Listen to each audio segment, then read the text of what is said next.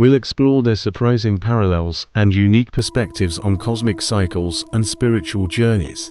In Igbo cosmology, the universe is governed by Chukwu, the Great Spirit, the ultimate source of all creation.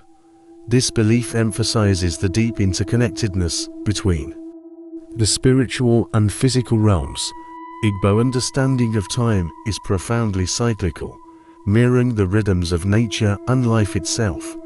Agricultural cycles, from planting to harvest, were central to their daily lives and spiritual practices.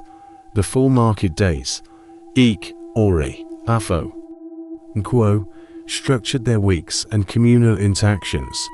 Ancestral reverence also played a vital role, connecting the living with those who came before. These cycles reflected divine order, guiding human life, rituals, and community structure.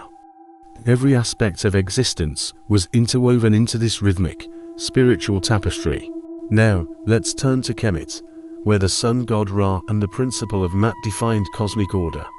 Mat represented truth, justice, balance, and the fundamental order of the universe. Ra's daily journey across the sky was a powerful metaphor for creation and renewal. He traversed the heavens in his solar bark, bringing light and life to the world. At night, Ra journeyed through the Dewat, the underworld, facing challenges and darkness.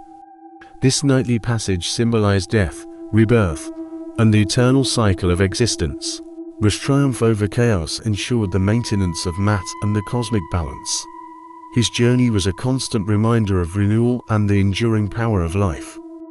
Both Igbo and Kemet cosmologies emphasize cyclical time and divine order. They both highlight the profound journey of the soul or spirit through existence. These ancient understandings offer timeless wisdom for contemporary life. They remind us of our connection to the cosmos and the enduring cycles of nature. In summary, both Igbo and Kemet cosmologies provide profound insights into divine order and spiritual timing.